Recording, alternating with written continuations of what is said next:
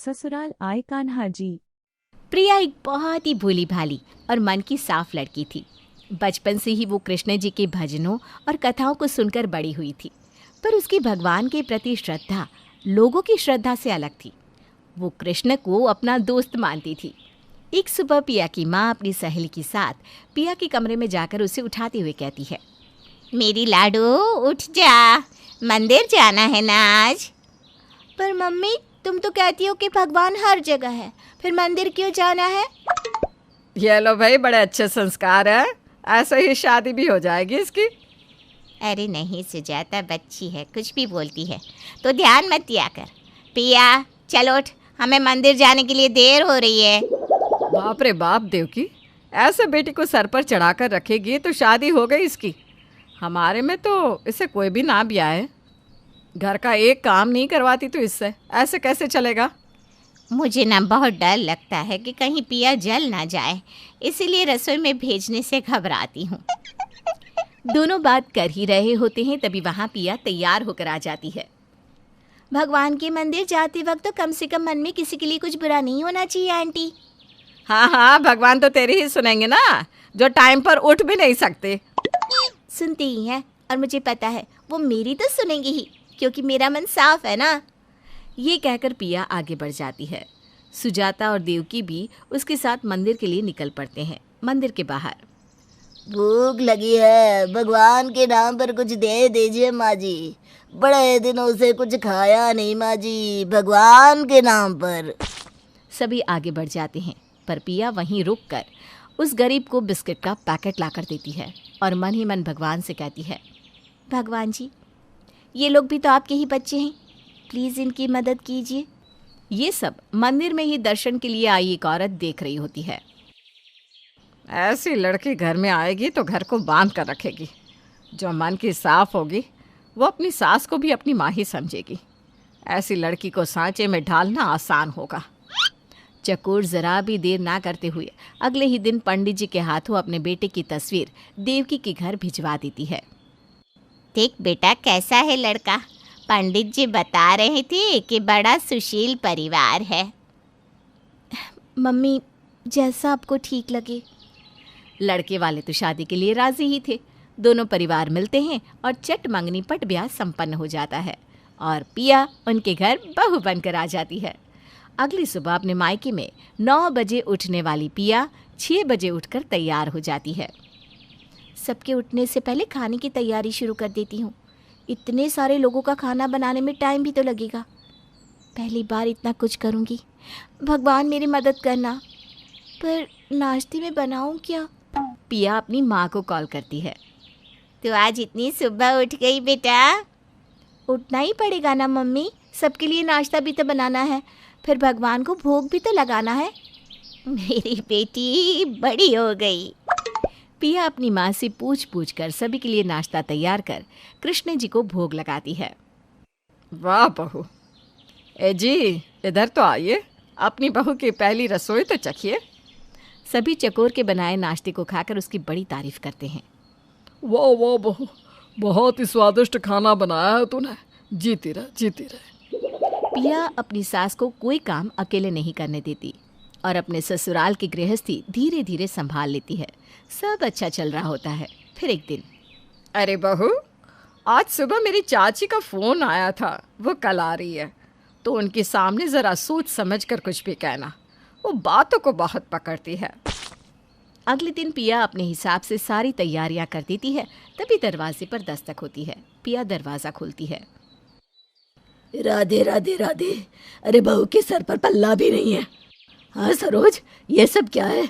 सारे संस्कार ही घोल कर पी गए क्या तुम लोग? अरे नहीं नहीं चाची जी, आप अंदर तो आइए। पिया सर ढक ले बेटा।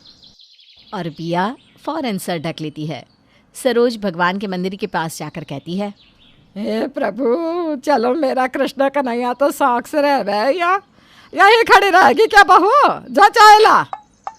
पिया सभी के लिए चाय बनाकर लाती है और अपने कप को पहले मंदिर में भगवान कृष्ण की मूर्ति के सामने रखती है, फिर सभी के साथ चाय पीने बैठती है। ये क्या हरकत करके आई तू? जो खाएगी वही भगवान को लगा देगी। तो क्या हुआ मामी जी, मैं भगवान को अर्पण किए बिना कुछ नहीं खाती। भगवान को वही भोग लगा देती क्या? अरे मंदा बुद्धि है क्या? भगवान को मजाक मत बना, समझे? शाम को रीना सभी को तैयार होने कहती है। चलिए न सब मंदिर चलते हैं। हाँ हाँ, हम तो अभी तैयार हो जाते हैं। बहू तो पहले प्रसाद तो ले ले। पिया तैयार हो जाती है और भगवान को लगाने की भोग के साथ साथ पोषक भी ले लेती है। सभी मंदिर पहुंचते हैं। हे कान्हा जी, ये क्या कपड़े ले आई है तू भगवान के लिए? क्यों, इसमें बुराई क्या है मामी जी? अरे रंग देख, ऐसे रंग के कपड़े चढ़ाएगी भगवान को? सर्वनाश करवा के मानेगी क्या तू? रीना गुस्से से घर लौट आती है। घर पर करण पहले से ही मौजूद था। सब खत्म हो गया मम्मी, बिजनेस में बहुत बड़ा लॉस हुआ है। ये लो, बहू के लक्षण ही ऐसे है। ये सब तो होना ही था। बिना नहाए जो खाए वो सब भगवान को अर्पण करेगी तो और क्या होगा? प्रभु नियम को नहीं मानते मामी जी। प्रबल प्रेम के आगे प्रभु भी नियम बदल देते हैं। अरे बस रहने दे, रहने दे। सरोज, तू वक्त रहते अपना घर संभाल ले, वरना भगवान मालिक 1 हफ्ते बाद ही जन्माष्टमी है, ऐसे कह दे कि आप कोई अपशगुन ना करे। पिया रोती हुई अपने कमरे में चली जाती है। कितना मन था मेरा इस जन्माष्टमी की सारी तैयारी करने का, तुमने वो मौका भी छीन लिया मुझसे भगवान। रोती रोती ही पिया सो जाती है और उसे सपने में मंदिर में विराजित कृष्ण जी की मूर्ति उन्हीं कपड़ों में दिखती है जो कपड़े पिया भगवान के लिए लेकर गई थी। सपने में प्रभु को देखकर उसके मन का दुख खत्म हो जाता है। अगली सुबह रीना को बुखार हो जाता है और वो कोई काम नहीं कर पाती। सरोज, अब तो तुझे ही सब करना है। सारी तैयारियां तुझे ही करनी पड़ेगी। मेरी तबीयत ठीक नहीं। जी मामी जी, मैं सब कर लूँगी, आप आराम कीजिए। सरोज जैसे ही आगे बढ़ती है उसके पैर में मोच आ जाती है। हे भगवान, इस लड़की के कारण भगवान भी हमसे नाराज़ हो गए हैं। न जाने क्या देखकर इस मनहूस को मैं अपने घर बहू बनाकर ले आई थी।